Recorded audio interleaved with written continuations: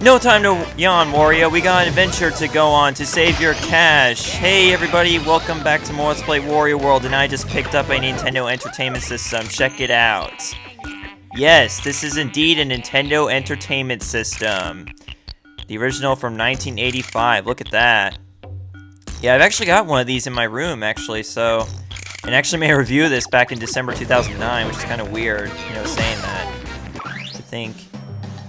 Many more of my friends are being held against their will up ahead. If you see any of them, I'd really appreciate it if you'd save them. You'll be rewarded for coming to their aid, of course, Wario. We know how you like rewards. So, okay, off you go, Wario. Typically, the last spriteling you pick up at the end of each level will tell you about will warn you about the boss. Pretty much, they'll be fighting afterwards. And, you know, for the most part, I think that only applies to levels other than the ones in World 1, which obviously we're in one of them right now. And right here at the very end of this level, we have a trapdoor sub-level, but unfortunately there are no enemies here at this point. Oh wait, no, now there are. You just have to wait for them to respawn pretty much if you want to get them. So we're going to have to pick up one of these pterodactyls, I suppose, which is no problem at all. It just takes a few hits out of the air. Okay, so here we go.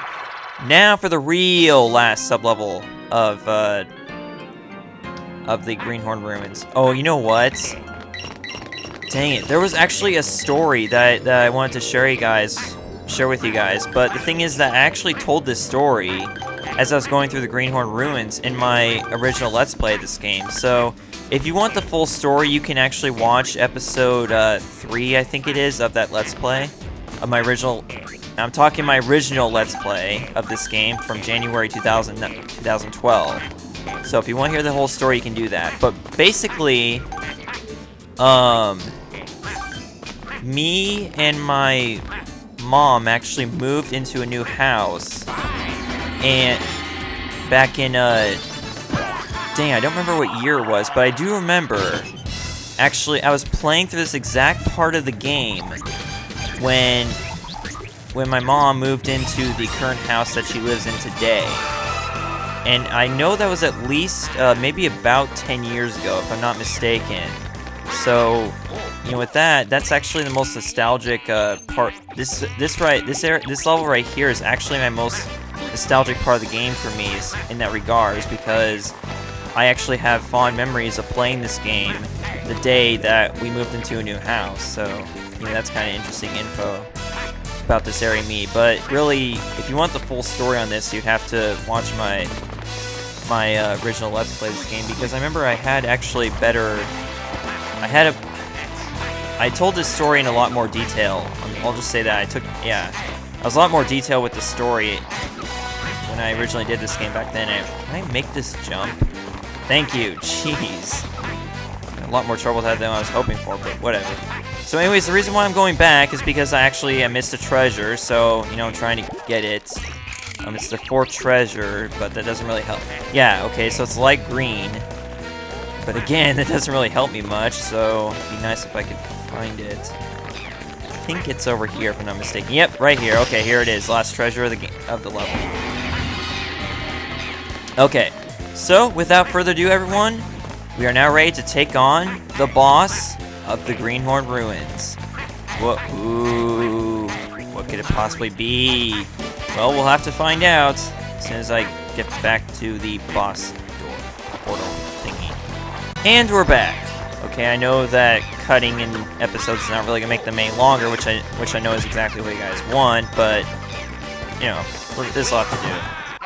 Alright, so here we are, boss of the Greenhorn Ruins. I can't remember what this guy is called. I believe he's called Sandworm or something like that. Okay, so this is actually the only boss of the game that you cannot actually pick up. Oh wait, no. I'm sad. I'm really mistaken on that. But he is one of the few bosses of the game that you cannot pick up and do the pile drive or the other cool moves with. The only thing you have to do with this guy is just punch him 3 times, and then that will count as a hit on his, like, that'll make him lose 1 unit of health, and that's really all you have to do for this battle. It's very easy, actually. Now each time you hit me, he's going to get mad at you, and he's going to do one of two moves. And it's pretty much every other time he does the move. Like that, that's the first move he does. And then the second one is where he goes to the very center of this sinkhole, and he basically like he makes the sand move down faster, and that's when he shoots out spike balls as you're going down, unless you're staying right here. You know, this boss actually reminds me of a boss in Super Mario Galaxy 2, a certain boss with a funny mission name. But we'll get into that as soon as I LP Super Mario Galaxy 2, which is not, and this is not the day for that. But this is indeed a victorious day for Wario.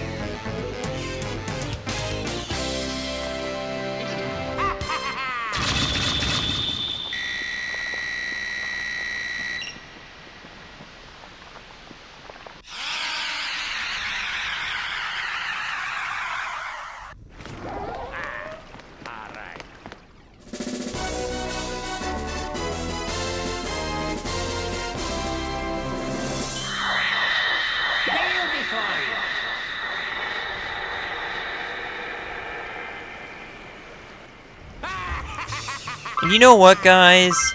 Instead of ending the episode here, which is what I would normally do, I'm just going to take on the boss of the world, because I know you guys would want me to make a longer video, so this is what we're going to do. We're going to fight 2 bosses in a row in a single video. That's why I wasn't really a big fan of doing this in my original Let's Play this game. That's why, you know, each boss was one separate video, so that's why I ended up with a lot shorter episodes in the LP. So we're actually going to do it this time. We're going to fight the boss of Excitement Central now. So here we go. First world boss. What could we possibly be? Dinomight Showdown. Dinomight! And holy shit.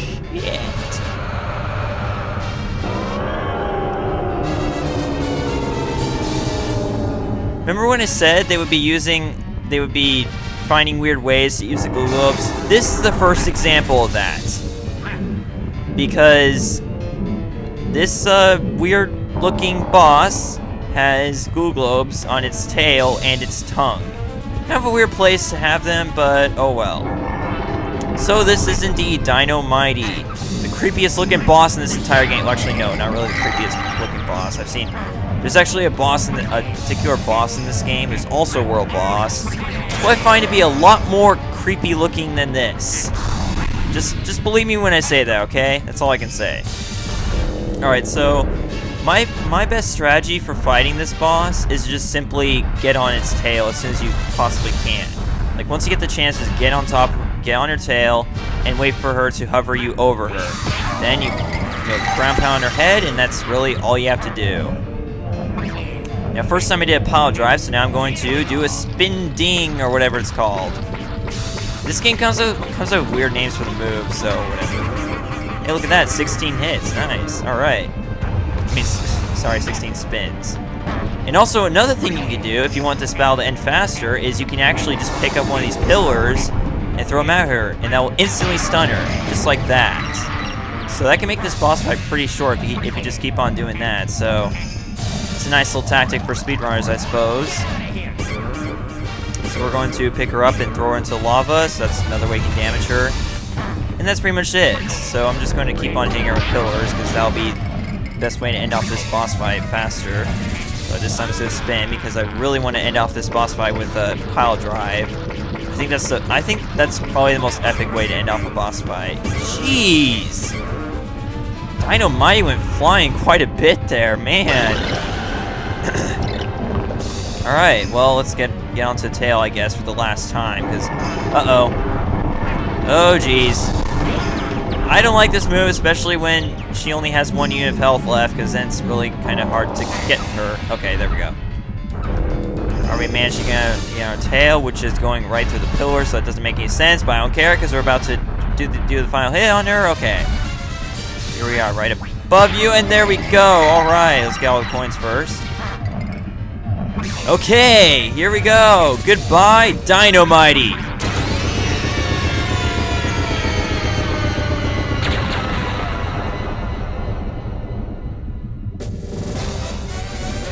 And upon defeating a world boss, we get the key And look at that.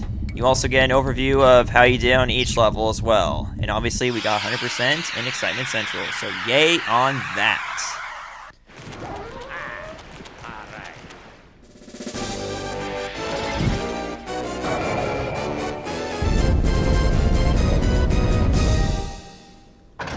And with that, we open up Spooktastic World. Alright. And we're also going to save. Okay. So, anyways, jeez, even then we're still only at 11 minutes. Well, I'm going to end off the episode here anyways, because I gave you guys more entertainment than I was planning to, okay? Well, I shouldn't say entertainment, but I gave you guys a longer video than it was initially going to be. So, that should be good enough for now, okay? So, next time on Let's Play Wario World, we're going to begin our journey into Spooktastic World. More specifically, Horror Manor, which is the name of the first level here. And, which is the spook part of the world. And then there's also the tastic part of the world, which is this. And this would be a circus theme level. But we're not going to worry about that yet, because first of all, we have Horror Manor, which we'll take on in the next episode, okay? So, I apologize for burping once again. Well, I shouldn't say once again, because last time I apologized was during the... Never mind. See you guys in the next episode of Let's Play Wario World, okay? Thank you for watching. Bye. And on that good note, Wario had to scratch his butt one last time.